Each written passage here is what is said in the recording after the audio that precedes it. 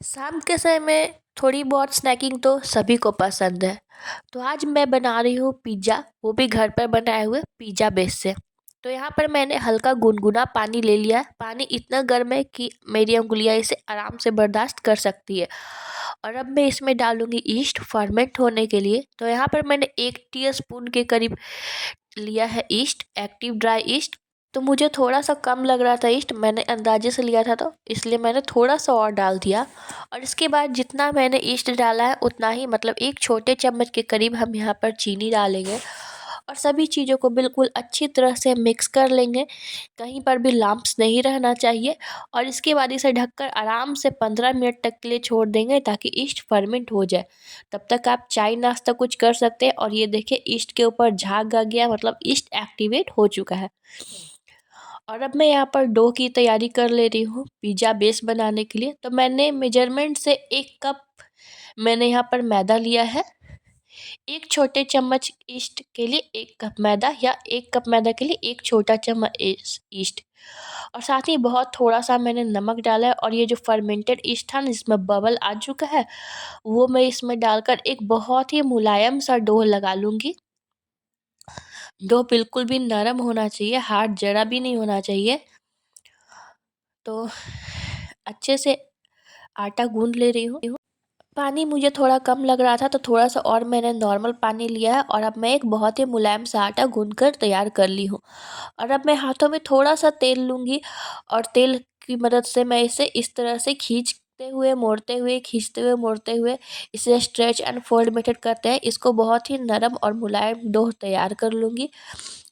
और dough ready करने के बाद अब इसे ढककर 1 से 1.5 घंटे तक के लिए आराम करने के लिए छोड़ देना है। तब तक आप अपने थोड़े ज़रूरी काम कर सकते हैं। मैंने जल्दी से डिनर प्रिपेयर कर लिया ताकि आराम से फिर बाद में पिज़्ज़ा खाते खाते टीवी देख सकूं।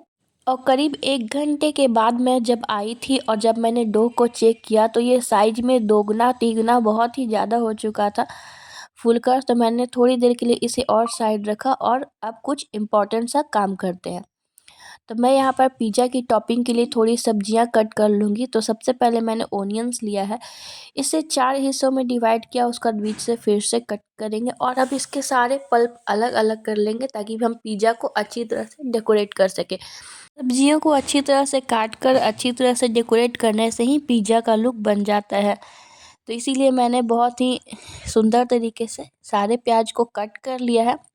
और इसके बाद मैं कट कर रही हूँ टमाटर। टमाटर में मुझे उसके सीड्स की ज़रूरत बिल्कुल भी नहीं समझ में आती है, इसलिए मैं जब भी टमाटर कट करती हूँ तो बीच से सारा सीड इस तरह से नाइफ़ की मदद से निकाल लेती हूँ और फिर इस सीड को दूसरे सब्जी में डाल लेती हूँ। तो सारे टमाटर से सीड्स को मैं इसी तरह से निकाल लूँगी। और टमाटर को भी मैंने जिस तरह से प्याज को स्क्वायर पीसेज में कट की है, उसी तरह से टमाटर को भी मैं स्क्वायर पीसेज में कट कर ले रही हूँ। और इसके बाद कैप्सिकम मुझे थोड़ा सा ही चाहिए, इसे भी मैं स्क्वायर पीसेज में कट कर लूँगी। और पनीर भी स्क्वायर पीसेज में कट कर लूँगी। सारी सब्जियां हमारी कट कर रेडी हो चुकी है। तो सबसे पहले मैं ओवन को 15 मिनट के लिए 180 डिग्री सेल्सियस पर प्रीहीट होने के लिए रख दूँगी। और अब हम अपना बनाते हैं पिज़्ज़ा। तो जब तक हमारा ओवन प्रीहीट होगा तब तक हम यहाँ पर पिज़्ज़ा बेस को बेल लेंगे। मैंने चकले में थोड़ा सा सूखा आटा लगाया है और पिज़्ज़ा बेस को इस तरह से मैं इसमें बेल ले रही हूँ। और इसके बाद मेरे पास बेकिंग पैन नहीं है तो मैंने एक छोटी सी कस्तरी ही ले ली है, प्लेट ही ले लिया है किचन से। इसी में अच्छी तरह से ऑयल लगाकर पिज़्ज़ा बेस इसके ऊपर रखूँगी और इसी में पिज़्ज़ा पकाऊँगी। बिल्कुल आसानी से पिज़्ज़ा निकल जाता है। तो प्लेट में रखने के बाद भी थोड़ा सा पिज़्ज़ा बेस को मैं शेप दे दे रही हूँ। इसके बाद एक फोर्क की मदद से मैंने सभी जगह इस तरह से होल कर लिया है ताकि पिज़्ज़ा कहीं से भी बीच से फूले नहीं। इसके बाद मैं यहाँ पे शेजवान सॉस और केचप का मिक्सर बनाकर इस पूरे पिज़्ज़ा के ऊपर लगा दूँगी, क्योंकि इस वक्त मेरे पास पिज़्ज़ा सॉस नहीं है तो इसी से काम चलाना पड़ेगा। टोमेटो केचप डाली हूँ सॉस को थोड़ा सा मीठा बनाने के लिए, क्योंकि शेजवान सॉस तीखा होता है, फिर मेरा बेटा खाएगा नहीं। इसीलिए मैंने इसके ऊपर सॉस की केचप की क्वांटिटी ज़्यादा रखी है ताकि पिज़्ज़ा में तीतापन ना आए।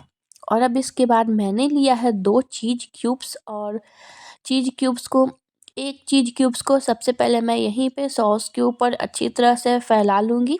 चीज़ क्यूब पूरा का पूरा ही मैं पिज़्ज़ा के बेस के ऊपर इस तरह से फैला ले रही हूँ और अभी से ही पिज़्ज़ा दिखने में इतना सुंदर लगने लगा है। अब इसके ऊपर सब्जियों का डेकोरेशन होगा। तो सब्जियों का डेकोरेशन मैंने बहुत ही आराम से और बहुत ही सुंदर से किया है कि देखने में लगे कि पिज़्ज़ा है।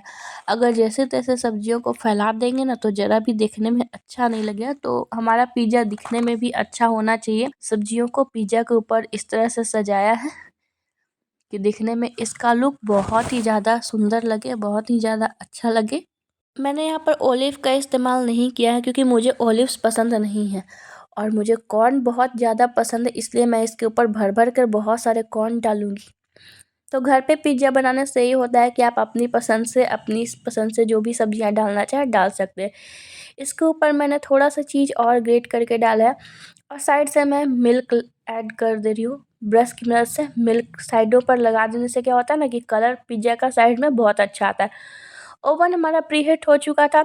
पिज़्ज़ा मैंने यहाँ पर रख दिया और 25 मिनट का टाइमर सेट करके मैंने छोड़ दिया। लेकिन मेरा पिज़्ज़ा 20 मिनट में ही रेडी हो गया था, तो मैंने ना पहले ही निकाल लिया था। 25 मिनट कंप्लीट होने नहीं दिया। ज़्यादा कुक कर देने से ना मेरा पिज़्ज़ा जल जाता है, क्योंकि मैंने तो यहाँ पर हाई रेक पे रखा है। मेरा पिज़्ज़ा रेडी हो चुका था। थोड़ी देर मैंने ओवन में ही ठंडा होने के लिए छोड़ दिया था। उसके बाद मैंने इसे बाहर निकाला है। ठंडा हो चुका था, फिर भी मैंने एक कपड़े की मदद से ली। मेरा ओवन ग्लव्स मैंने कहाँ रखा है मुझे याद नहीं है, या फिर निकालने में मुझे आलस लग रहा था, तो मैंने किचन टॉवल की हेल्प से ही पिज़्ज़ा बाहर कर लिया। और कोई भी चीज़ें जगह पर नहीं रखने की वजह से मुझे पिज़्ज़ा कटर भी नहीं मिल रहा था, तो मैंने इस नाइफ़ की मदद से ही पिज़्ज़ा को कट किया। और ये देखिए कितनी आसानी से प्लेट से छूट चुका है पिज़्ज़ा। प्लेट में कहीं पर भी नहीं चिपका है। तो अच्छी तरह से ऑयल से ग्रीजिंग करने से ही होता है ना कि कोई भी चीज़ बर्तन में चिपकती नहीं है। मैंने बहुत ही अच्छे से इस प्लेट को ग्रीज करके इसे नॉन स्टिक बनाया था। और अब पिज़्ज़ा को मैं कट कर ले रही हूँ।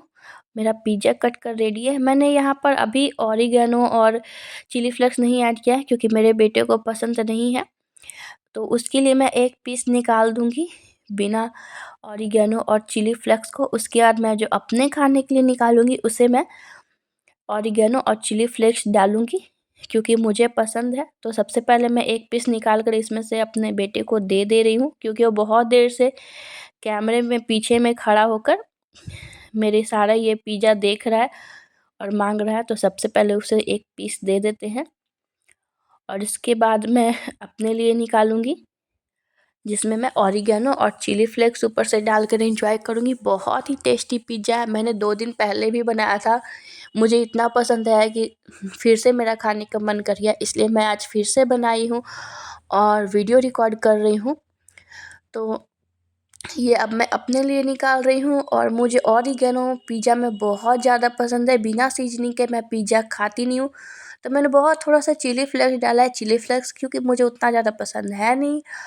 और यहाँ पे मैं डाल रही हूँ ऑरिगेनो और अब इसके टेस्ट करने की बारी है। इतना सॉफ्ट पिज़्ज़ा और इतना टेस्टफुल पिज़्ज़ा है ना कि मुझे बाहर से ज़्यादा घर पर ही पिज़्ज़ा बनाकर खाना